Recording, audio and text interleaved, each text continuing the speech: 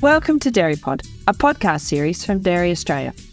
Featuring a range of experts, each episode offers insights into Australia's unique dairy farming conditions, as well as personal experiences and the latest in dairy innovation. Hi everyone, welcome to Dairy Pod and thanks for tuning in. I'm Mick Fuller, National People Lead at Dairy Australia. In this podcast series, we'll be hearing from some of our farmers who are out there driving positive change in farm safety and wellbeing, and I'll be talking with them on how they're approaching the challenge, being innovative and adaptable as farmers do, making their farms safer for the people working there, and ultimately lifting their safety culture. We hope by sharing their stories, they can inspire our listeners to do the same. We're lucky today to be joined by Jen Stolp, who is one of our farm ambassadors based in Mount Gambier. Jen, welcome to Dairy Pod, and thanks a lot for talking to us today about an area of safety that I don't think any other industry really has to deal with in the level that we do, and that is having children on our farms and therefore in our workplaces. You know, how do we practically work through the multitude of risks that this group presents? But before we get into that, Jen, welcome. And do you want to tell us a little bit about yourself and your background? Yeah, sure. Thank you. Thank you very much for having me. So my name's Jen. I'm a Kiwi here in Australia. I live on a property here, as you said, about 25 k's out of Mount Gambier in a little area called Congarong.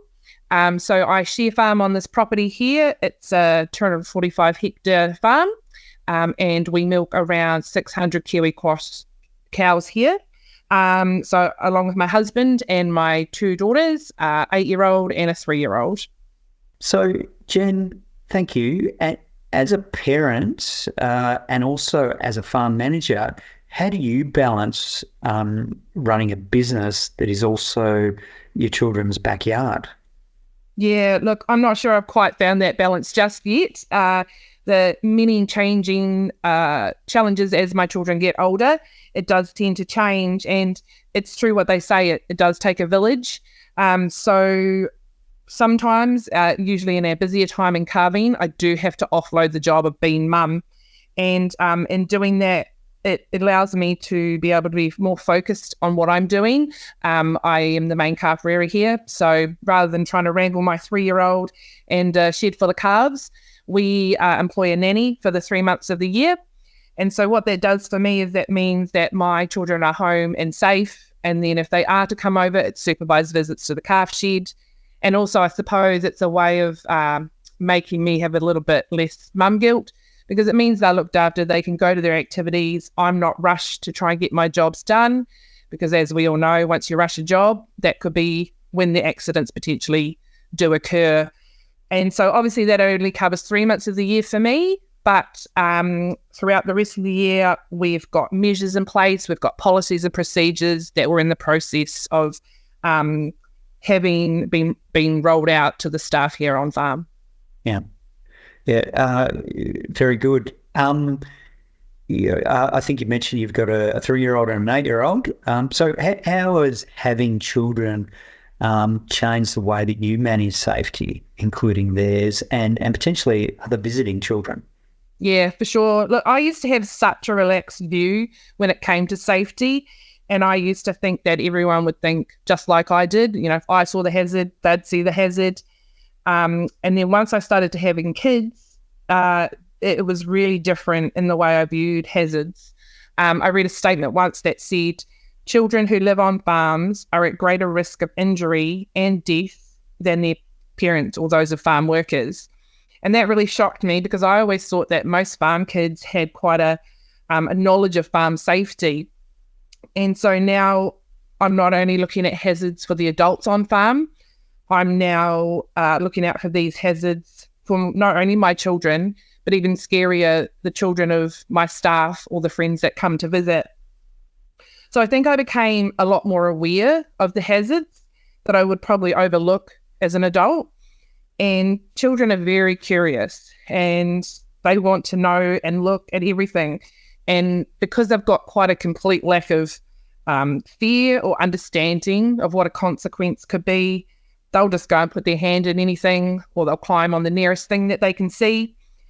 And I think one of the major problems that really used to keep me up at night was such the obvious things: motorbikes, vehicles, water. But once you start following a child around and getting down on their level, it's a whole nother adventure to them. If they can see it and it's at their level, they're going to want to go for it. So it's the small, tiny things, like paint tins being too low, spray paints, tools laying around, oil drums. And one that really never crossed my mind until my eldest daughter came across strip was electric fences. And really, that's only scratching the surface. Yeah, I'm a parent too, and I don't think you really appreciate things at that level until you do become a parent. Picking up an earlier point you made, and that is, there's an understanding or a perception that farm kids have intuitively greater understanding of safety. I would agree with you that they don't. They're curious though. And I'll also say that I've never been so aware of role modelling as now, because kids watch you and they develop the same safety habits and appreciation of safety culture as you do. So if you don't do things correctly, the chances are that they won't either. Yeah, so most definitely. Yeah. So Jen, what measures or policies, procedures, you mentioned those just now, have you put in place or can you put in place to create a safe workplace and therefore a culture on your farm? Yeah, for sure. So it's a work in progress as well in that regards, but some of the main ones that we've started to implement, all children, whether you're a visitor, my child, a worker's child, they all must be in some form of high vis. So whether that's a vest or bright coloured clothing, if they're on farm or in the yard, that makes them visible to those around us. Yeah. Also having a safe play zone area. So these are places where they're allowed to be sort of somewhat unsupervised. And if they're not in the safe zones, then they need to be supervised by another adult. And sometimes that could mean our workers. And you were saying earlier on, with team members around us, also trying to get on board with their policies. They're very understanding and have built a good relationship with our children. We also have staff here who have children themselves. So, they've built this great relationship. We've got a good family around here that they're more than happy to help out in supervising the children. Another thing we've also done is speed limit signs within the yards. We also have speed limit signs coming down the driveway for any incoming traffic that may be coming to be on farm, as well as children at play signs. Now, we have them placed randomly on corners, and it's just a friendly reminder for those blind spots that when people are driving around, there is the chance of children being present. So also, our main personal driveway at home is a no-go zone for anybody visiting or any machinery that will be arriving. To me, the home is their complete safe space, and they should be the only ones that are able to run around free here at the home. Also, we've actually just enlisted the help of an outside safety company. They are going to be coming over here in the next month or two to help us with our policies and procedures, also with inductions and rolling out education. Just that way, then everyone's across the board, we're all on the same page. And it's not only for the safety of our kids, but it's also for the safety of everybody here on farm. That's fantastic. So from the top, what I heard was high vis is necessary for everyone, but particularly, kids, because they're harder to see, and because they don't have the same appreciation as adults do. Machinery that's backing up, they don't understand the possible consequences of that machinery being in contact with them. You spoke about speed limiting. You spoke about dedicated, protected play areas, and you'd spoken previously about having supervision, particularly during more busy times of the year. They're great tips, and I think involving an external consultant with regards to helping you get your policies, procedures, your safety plan together is a great one. There is a lot of material to get you started on the DA People in Dairy website. Everything from Farm Safety Starter Kit, Farm Safety Manual, and there's lots and lots of resources on the People in Dairy website, and some of that is actually dedicated to children on farms. So that's all great, Jen. It made me think when you're saying that, at some point your 8-year-old is going to be a 15-year-old and probably more active on the farm, possibly as an employee. How do you envisage that transition occurring, and what else do you think you might sort of think of with regards to really managing safely that transition from child to potentially employee, maybe owner one? Well, I think a good starting point is rather than just no-go zone, don't go there, don't touch that, don't do that. It's about having an open, honest conversation with them in regards to, at that age, they can now understand consequences, danger, because it's been taught from such a young age to start with. But I also think you made a comment earlier about monkey see, monkey do. So if they can see that we're putting these things into practical play, those things are going to be already in the forefront as they move forward.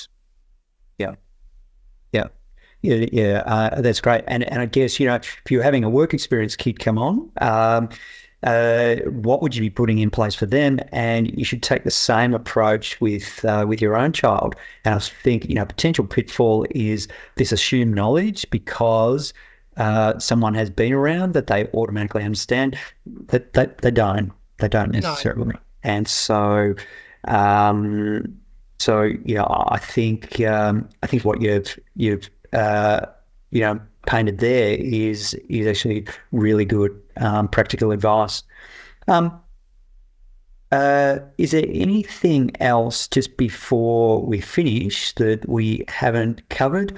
I know prior to sort of coming on today, we both spoke about the Farm Safe Safer Farms report this year, 2024, which is a very good document, and it does actually highlight children on farms and provides some really good pointed practical tips to keeping kids safe on farms. Any other concluding comments or? Yeah, absolutely. I've probably, in regards, again, talking about being open and honest, and not only with the children, but with staff. And I've found that including everybody in the conversations about, what does danger mean to you and what do you think a hazard could be?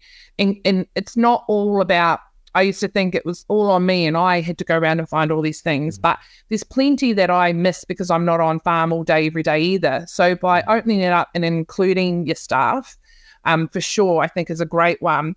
But also another one, I think whether you have kids or no kids, farm safety is such a major part of our daily lives, and it really can be overwhelming. I know I really struggled a lot when I first took this over. There's constant updates and changes that need to be looked at. And I think really taking a look at getting someone in to come and help, yes, it can be an upfront cost, but really the cost of that is a lot less than the cost compared if there was to be an accident on farm. Absolutely. Yeah, no, I think that's great advice to conclude on, taking your earlier point with regards to safety being a shared responsibility. Even if you were the best safety person in the world, you've still got to involve your staff because it's your staff who have to own it. And, there's nothing more engaging than actually, giving a shared responsibility and making staff accountable for not only their own safety, but for the safety of others. So you, as the owner, you've got ultimate responsibility, but they have a really important role to play. So, I think that's I think that's great advice. Perfect. All right.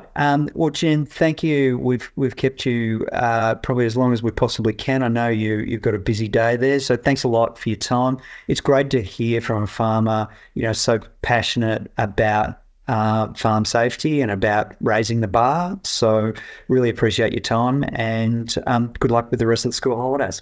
Lovely. Really appreciate that. Thank you for having me. Thank you for joining today's Dairy Pod episode.